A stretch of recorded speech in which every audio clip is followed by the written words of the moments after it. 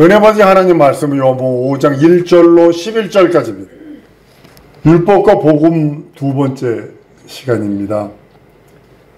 율법은요, 죄인을 예수에게 인도하는 인도자와 같은 겁니다. 요한복음 8장에 보면 가늠하다 현장에서 잡혀온 여인에 대한 이야기가 있습니다. 남자는 도망간 것 같아요. 여자는 도망가지 못해서 잡혔어요. 그 사건에서 정확하게 율법이 완성되는 장면, 율법과 복음의 관계를 아주 너무 정확하게 보여주고 있습니다. 바리새인들이 가늠한 여자를 데려다가 가운데 세워놓고요, 돌들을 다 들고 이제 왔습니다. 그리고 묻습니다. 율법에는요, 가늠하다 걸리면 돌로 치라 했는데 당신은 어떻게 할까? 이제 예수에 대해서 이제 올무를 놓는 거예요. 만약에 돌로 치라! 율법에 기록된 데 돌로 치라 그랬으면 구세주로서 실격이 됩니다. 자격이 없습니다. 만약에 돌로 치지 말라 그러면 돌로 치지 말고 여자를 풀어줘라. 그리고 율법을 범하는 자가 돼서 잘못하면 그 들고 있는 돌이 예수에게 돌로 올 수 있어요. 그 율법을 범하는 자가 된 거예요. 그래서 이 문제가 심각해지는 겁니다. 근데 예수께서는 얘기를 합니다. 죄 없는 자가를 전제를 붙입니다. 죄 없는 자가 먼저 돌로 치라. 그리고 율법을 지켜요. 율법 완성해버려요. 그리고 이제 그대로 있을 수 있는 것이 아니라 바닥에도 뭐가 쓰신 것 같아요. 그러니까 이제 세월을 오랫동안 나이 든 사람부터 죄를 많이 진 어른들로부터 시작해서 젊은이들까지 하나 둘씩 물러갑니다. 돌을 버리고 떠나가게 합니다. 그리고 여자를 구원합니다. 예수께서 살기 등등한 바리새인들, 지금도요, 중동에서 투석형 보니 우연찮게 봤거든요. 비디오를 통해서. 야, 안 죽으니까 큰 돌을 갖다 그냥 머리에다 앵겨버리더라고요. 다 짓이겨버리더라고요. 근데 2000년 전에 이제 말할 것도 없거든요. 바리새인들을 물리칠 수 있는 게 바닥에다 글 쓴 것 같아요. 그래서 돌도 버리고 여자를 구원합니다. 성경의 내용은 언급한 적은 없습니다. 율법의 행위를 내세우는 자들을 염두에 두고서 쓰신 것이라고 저는 생각을 합니다. 의인은 없다, 하나도 없다 부터 시작해서 선언할 만한 내용을 이제 적어 나가셨던 것 같아요. 마음으로 이제 음욕 붙는 자마다 가늠한 자고, 마음으로 미워한 자마다 살인한 자고, 남의 것을 탐내는 자마다 도둑놈들이고, 다 죄를 진 자다 이렇게 써버리니까 나이 든 사람부터 다 도망가기 시작을 합니다. 둘러선 무리 가운데는 정죄한 사람이 하나도 없습니다. 그러니까 여자와 예수님만 남습니다. 예수님이 물어봅니다. 여자여, 너를 고소한 자들이 어디 있느냐? 다른 말로는 너를 정죄하던 자들이 어디 있느냐라고 물어봅니다. 여자가 없다고 대답합니다. 나도 너를 정죄하지 않는다. 근데 가서 다시 죄를 범치 마라 라고 하시며 내려갑니다. 여기서 잘 들으셔야 돼요. 한번 따라 하십시오. 회개한 죄는 우리 하나님이 기억도 안 하신다. 근데 왜 내가 자꾸 기억하려고 그래? 우리 주님이 용서했다고 그러면 되는데 자꾸 기억하려고 그래. 예수님은요, 이것처럼 율법을 해석하는데 아주 풍부하게 해석하시고 모든 사람을 죄 아래 가둬버려요. 요한복음 8장 여인의 사건은요, 뭐냐면 율법을 풍부하게 해석을 해서 모든 사람을 죄 아래 가둬버리는 장면이에요. 완전히. 여자가 사람인데 이것만 보면 안 돼요. 모든 사람이 죄 아래 갇혀버리는 것을 아주 완전히 선언해버리는 겁니다. 그리고 예수로만 율법이 완성되는데 용서를 보완하심으로써, 율법의 용서를 보완하심으로써 예수 안에서 죄인이 구원받는 날을 성취해버리시는 거예요. 여기서 여자가 끌려온 것은 율법 때문이에요. 율법에 가늠하지 마라가 없었으면 여자 잡혀오지 않았습니다. 율법에 의해서 여자가 끌려온 겁니다. 율법이 있기 때문에 정죄를 받은 거고요. 그러니까 마귀는 그것을 빌미로 하나님께 참소합니다. 인간이 피치 못할 세 가지 저주라고 그랬죠. 율법의 정죄, 마귀의 참소, 하나님의 공의 심판. 이 세 가지는 피할 육체가 없습니다. 공의신 하나님께서는 죄를 짓고 죄를 가지고 있는 인간들을 마귀가 또 참소를 했는데 심판 안 하면 공의로운 하나님이 될 수 없어요. 그래서 형벌하셔야 돼요. 그러니까 우리가 한번 따릅니다. 율법의 정죄에서 벗어나다.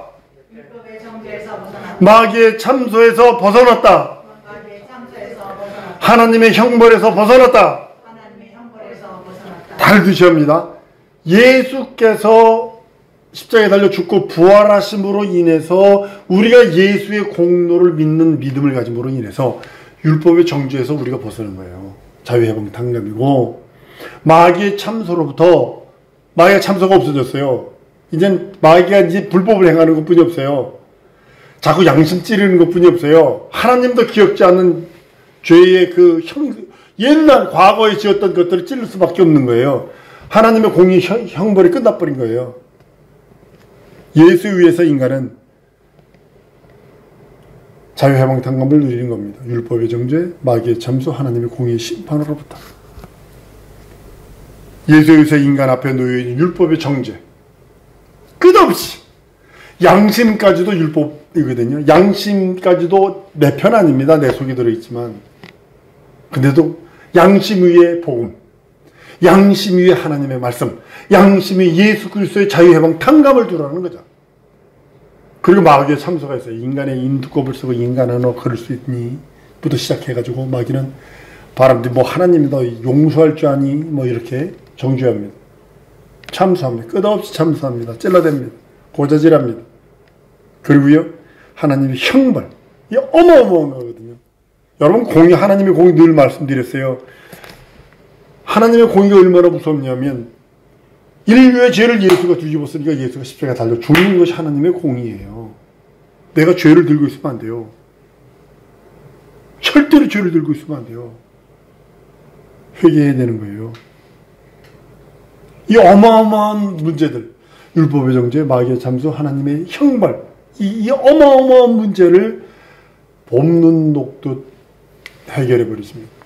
아무리 동장군이 뭐 영하 30도 40도 간다 그래도 봄을 이길 수가 없어요. 봄을 이길 수가. 물론 율법 없어도 그 여자는요 하나님의 공의 앞에서 영원히 멸망했을 것입니다. 8장 여인요, 요한복음 8장 여인은 율법이 없을지라도 그 여자는 하나님의 공의 앞에서 영원히 멸망했을 거예요. 율법의 정죄가 됐기 때문에 예수 앞에 나간 거고, 예수 앞에 나가니까 용서받은 거고. 무슨 소리인지 아세요? 자연인 웃기고 있어. 하나님의 형벌입니다. 율법의 정죄가 없으면 예수 앞에 나갈 수가 없어요. 예수 앞에 나가니까 예수로 인해서 용서받는 수 있는 거예요. 여러분과 내가 예수 앞에 있으니까, 예수 앞에 나왔으니까 용서만 받고 자녀되는 거지. 만약에 예수 없으면 나 의롭게 살았어, 죄 안 짓고 살았어 라고 할지라도 그 사람은 공의의 심판 앞에서, 하나님의 공의 심판 앞에서 영원히 형벌이에요. 그러나 율법이 정죄했기에 예수 앞에 나오는 거고, 예수 앞에 나왔기에 그 공로 안에서 사는 겁니다. 율법이 있기 전에도 죄가 세상에 있었다고 성경은 말씀합니다. 로마서 5장 13절에 죄가 율법이 있기 전에도 세상에 있었나니 율법이 없을 때에 죄를 죄로 여기지 아니하였다 그랬어요. 율법이 있기 전에도 죄가 세상에 있어서 사망이 왕노릇했습니다. 그러나 다행히 율법이 있어서 정죄받게 되었고, 그것 때문에 그리스도에게로 인도되어 살려는 자들 구원을 이루게 되는 겁니다. 그것이 구약성경의 도피성입니다. 예루살렘 중심으로 6개의 도피성이 있습니다. 부지 중에 5사라는 사람은 해지기 전에 글로 뛰어들어갑니다. 내가 부지 중에 사람을 죽였습니다. 그러면 이제 장로들이 모입니다. 장로들이 모이고 그 제사장이 모여서 이게 진짜인지 아닌지 실사를 합니다. 그래서 그 도끼질을 했는데 도끼가 빠짐으로, 도끼차에서 도끼가 빠져서, 나무 찍다 도끼가 빠져서 사람을 만졌다든지, 고의로 그런 게 아니라 집을 짓고 있는데 뒷걸음질 치다가 벽돌이 떨어져 사람 머리 맞아서 일부러 죽인 거 아니잖아요. 그런 때든지, 그러면 이제 그로 도망갑니다. 그럼 이 사람은 이렇게 해서 실수로 사람 죽였습니다. 그러면 대제사장이 죽을 때까지 그 성에만 있어야 합니다. 그 성에만. 그러면 대상이 바뀌면 자기 본향으로 돌아갈 수 있습니다. 이게 이제 구약의 그 도피성에 대한 얘기거든요. 율법이 정죄됐어요. 여러분과 내가 율법이 정죄됐고 그리스도 앞에서 나와서 그리스도의 인도되어 있기에 구원에 이르는 겁니다. 예수에게만, 한번 따라합니다. 예수에게만 용서가 있고 구원이 있다. 명심하셔야 합니다.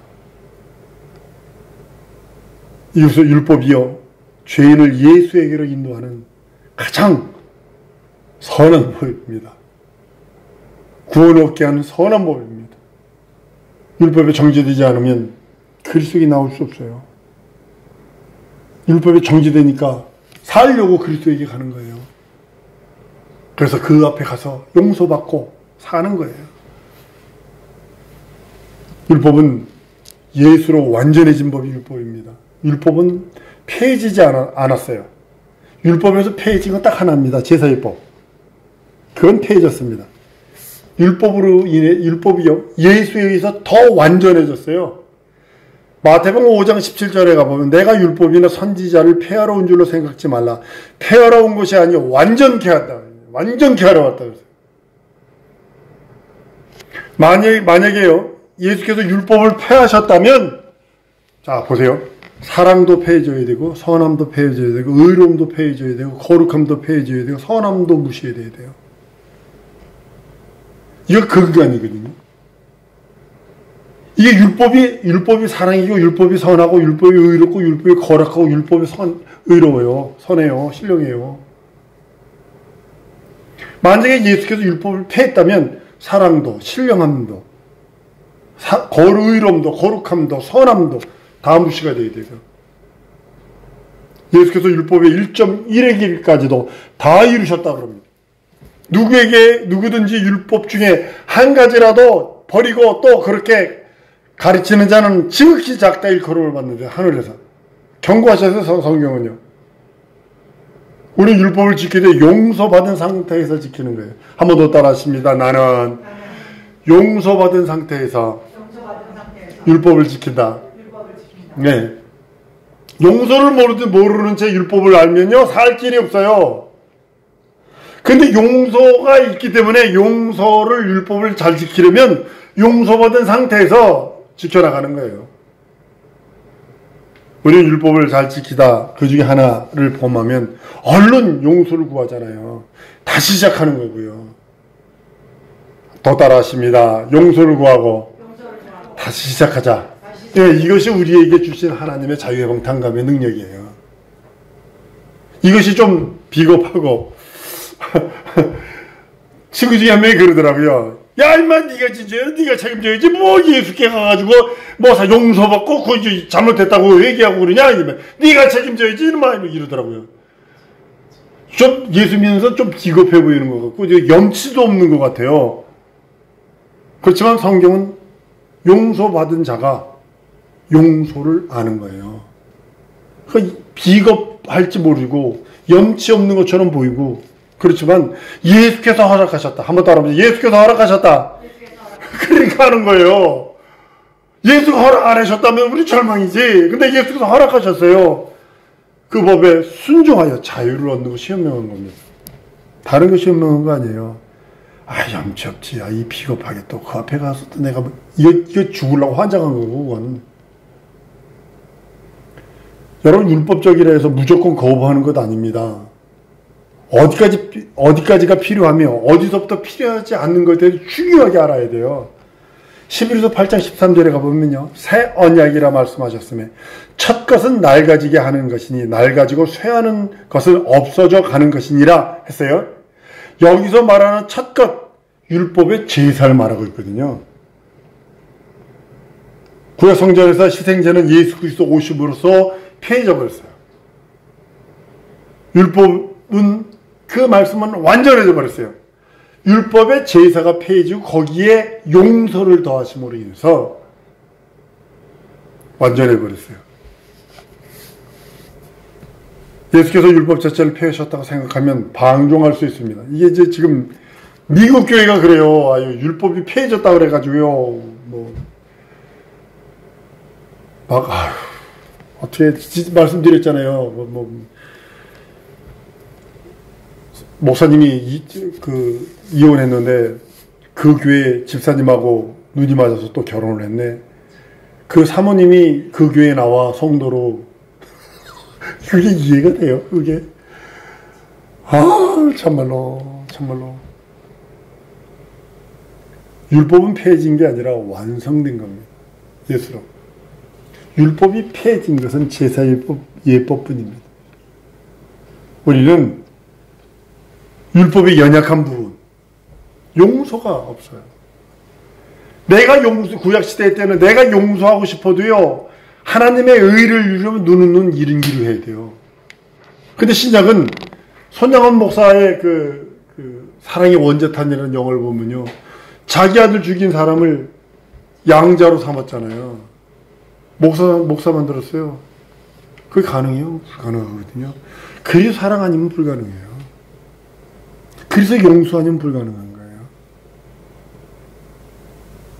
모슬렘들은 눈은 이른 이로 지금도 그래요. 빵 하나 훔쳤다고 손 자르고 그래요. 그렇지만 성령은 예수께서 율법의 연약한 부분, 용서함이 없는데 거기다 용서를 더하신 거예요. 예수께서 십자가에 달려 죽으시면서 무엇을 용서하지? 마귀를 멸하셨지만, 마귀의 일을 멸하셨지만 우리는 용서하셨다. 한번 더 마귀의 일을 멸하시고 우리를 용서하셨다. 이게 십자가의 의거든요. 십자가에 달려 죽으시는 그 사건은 마귀의 일은 멸하고, 어둠의 사망 권세는 멸하고, 사망의 저주는 멸하고, 그리고 우리에게 용서를 더하심으로 인해서 여러분과 나는 예수 안에서 자유해방 탕감을 누리는 거예요. 예수께서 그러죠. 너희가 나를 떠나서는 아무것도 할 수 없다 한 이유가 바로 거기 있는 겁니다. 십자가에서 마귀를 멸했는데 그 용서를 내가 받음으로 인해서 이제는 마귀의 손에서 내가 끊어져 나오고 이제 그리스도와 접붙임이 된 자가 되어서 그리스도와 함께 사는 거예요. 율법의 역할은 뭐냐면 예수에게로 토스하는 거예요. 예수에게로 아까도 말씀드린 거죠. 요한복음 8장의 여인은 예수 만나지 않았으면 저주받아 죽은 거예요. 마치 우리도 예수 만나지 않았으면 저주받아 죽은 자들이고요. 그런데 예수 안에서 예수를 만남으로 인해서 율법의 정죄를 받잖아요. 죄 없는 자가 돌로 치라 라고 하면서 주님은 바닥에서 글 쓰신 것 같아요. 그러니까 나이 든 사람부터 어린애까지 돌을 놓고 도망가 버리는 것처럼 예수를 만나는 우리는 그리스도 예수 안에서 자유해방 탕감을 누리되 끝까지 누리는 겁니다. 주 앞에 내 목숨 떨어지는 그날까지 마귀는 정죄하고 마귀는 참소할 것입니다. 율법을 가지고 와서 정죄할 것입니다 하는 사사건건. 그러나 여러분과 나는 예수 안에서 자유해방 탕감을 누리는 겁니다. 하나님께서 여러분과 나에게 주신 이 가장 큰 위대하고 위대한 복, 십자가에 달려서 마귀의 일을 멸하시고 죽음과 사망과 저주, 영원한 지옥 형벌을 멸하신 그분이 나에게는 구원을 허락하셨는데 그걸 다른 말로는 용서를 내게 주심으로 인해서 마귀의 속은 인생들은 용서하시는 거예요. 속인 마귀는 멸하고 마귀의 속은 인생들은 용서하고, 그래서 용서함으로 인하여 완성하셔서 우리에게 자녀의 권세를 주셨다고 성경은 말씀을 합니다. 나의 연약한 부분, 여러분들의 연약한 부분, 지식으로 메꾸지 마세요. 돈으로 메꾸지 마세요. 명예로 메꾸지 마세요. 예수로 메꾸셔야 합니다.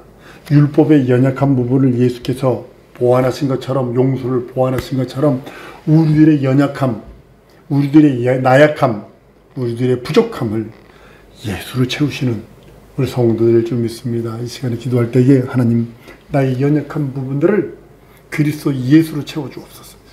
말씀으로 채워주시옵소서. 영원한 하나님의 의, 영원한 하나님의 생명으로 채우셔서 진리의 말씀, 영원한 말씀, 그 말씀이 내 영혼의 생명이요, 그 말씀이 내 영혼의 능력이요, 그 말씀이 내 영혼의 이적이요, 그 말씀 따라 한 세상 살다 주 앞에 이르기 원하오니 나를 도우시고 내 생명을 도우시고 내 앞길을 도우시고 내 가정을 도우시고 내 기업을 도우셔서 진정으로 연약한 부분 예수로 채우시고 성령과 진리로 채워달라고 우리 다 같이 통성으로 기도하십니다.